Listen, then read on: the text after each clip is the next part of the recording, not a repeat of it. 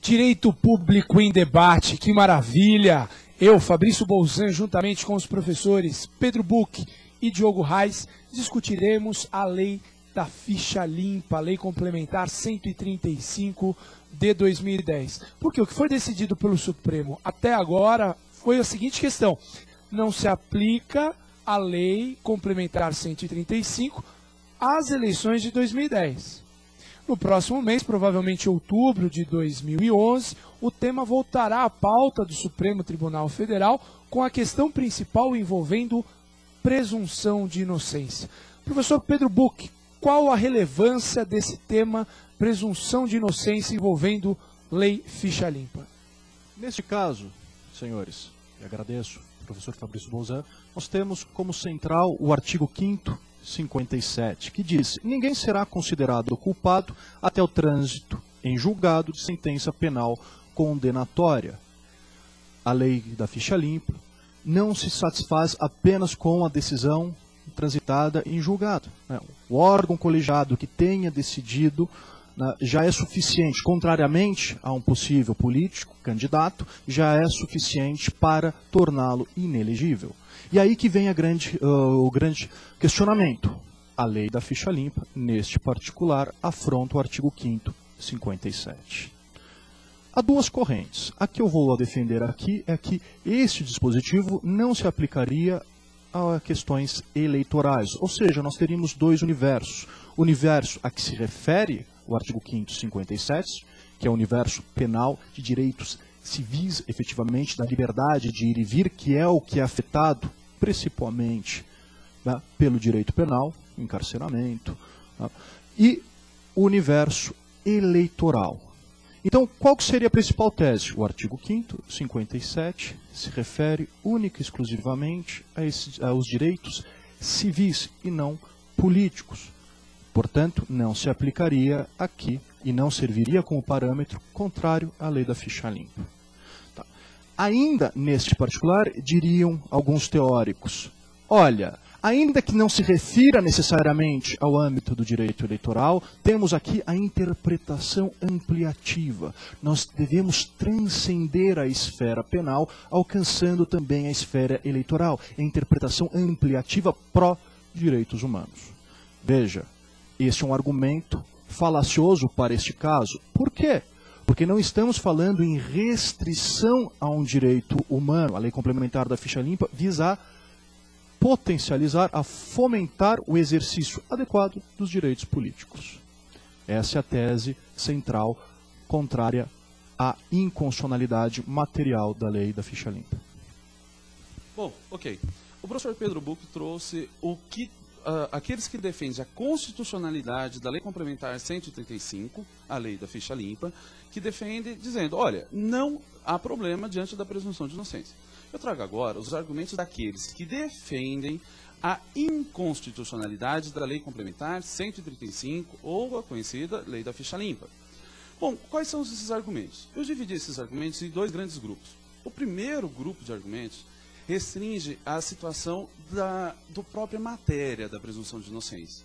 Diz que, dada a sua importância, por ser a pedra angular no sistema democrático, como é o nosso, no sistema brasileiro, dada essa grande importância, ela nasce no âmbito do processo penal, entretanto, ela expande, ela irradia, ela transcende o âmbito do processo penal, atingindo o âmbito do direito penal, direito civil e direito eleitoral e o direito processual eleitoral, como é o caso. Veja, de onde sai essa ideia? Esse é o entendimento que o Supremo Tribunal Federal já expôs por ocasião de uma arguição de descumprimento de preceito fundamental, uma DPF de número 144.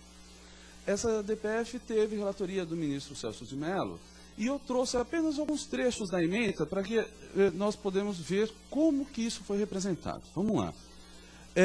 Presunção constitucional de inocência é um direito fundamental que assiste a qualquer pessoa. O processo penal é o domínio mais expressivo da incidência dessa presunção, mas também deve considerar a eficácia irradiante da presunção de inocência e, portanto, a possibilidade de extensão desse princípio ao âmbito do processo eleitoral.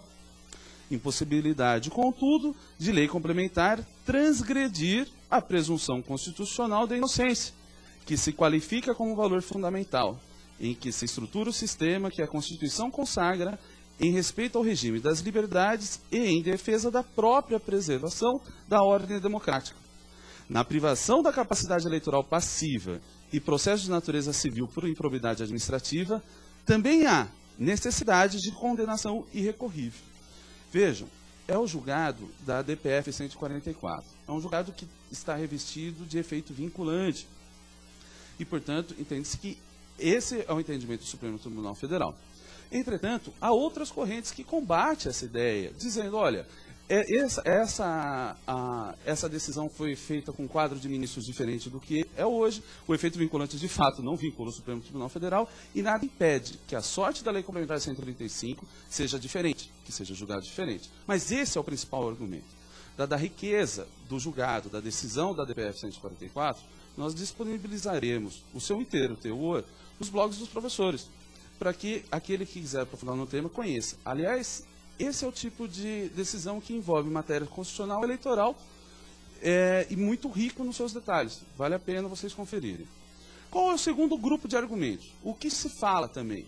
Bom, o segundo grupo de argumentos refere a ideia, abraça a ideia, concorda com a ideia de que a presunção de inocência atua apenas no âmbito penal, processo e direito penal. Ok, abraça, concorda com isso. Entretanto, diz o seguinte, olha, a Lei Complementar 135, a Lei da Ficha Limpa, por diversas vezes, quando vocês deram uma olhadinha na lei, vocês notarão que ela usa a expressão condenado e a expressão crime. Ou seja, por diversas vezes, essa lei, ela utiliza conceitos do direito penal. Vejam, há quem diz, os que defendem pela inconstitucionalidade, diz o seguinte, que a lei criou uma espécie de uma ponte entre o eleitoral e o penal. A inelegibilidade no direito eleitoral seria um reflexo, uma consequência de um ato criminoso, de uma condenação. Óbvio que a lei não trata apenas de crime e condenações, mas boa parte dela trata. Como, por exemplo, no artigo 1º, inciso 1, a linha E, que relaciona mais de 10 crimes, que aquele que for condenado lá no âmbito penal, esqueça o eleitoral, esqueça, lá no âmbito penal, sofre uma consequência. Qual consequência? Inelegibilidade. Vejam que situação esquisita que ele se encontra. Ele foi condenado, mas ele não pode ser condenado no âmbito penal, porque ele tem a presunção de inocência, ou seja, ele nunca vai fechar esse conceito de condenado, mas ele sofre os efeitos dessa condenação. Quais são os efeitos? A inelegibilidade. Dada essa proximidade, diz o seguinte, olha, a presunção de inocência, para quem não concorda que ela se aplica no âmbito eleitoral, os que defendem essa tese dizem o seguinte, olha, eu estou dizendo que a presunção de inocência se aplica no âmbito penal. Lá no âmbito penal, ela não deixa o sujeito ser um condenado. Por não deixar o sujeito ser um condenado, que é o ato principal, é o fato gerador, não haveria como ele responder pelo acessório, que seria o reflexo, a consequência, qual seja a inelegibilidade. Então, meus caros, quem defende a inconstitucionalidade da Lei da Ficha Limpa, nessa questão, utiliza principalmente desses dois grandes argumentos. Também fortes argumentos, como os apresentados pelo professor Pedro Buch. O que é isso, hein? Bom, meus caros, esse é um debate única e exclusivamente acadêmico. O que representa isso? Não necessariamente é o pensamento meu, Fabrício Bolzan, nem do professor Pedro Buch, nem do professor Diogo Reis. O objetivo aqui é estimular e despertar o debate acadêmico. E, aliás, no próximo bloco, mais Ficha Limpa.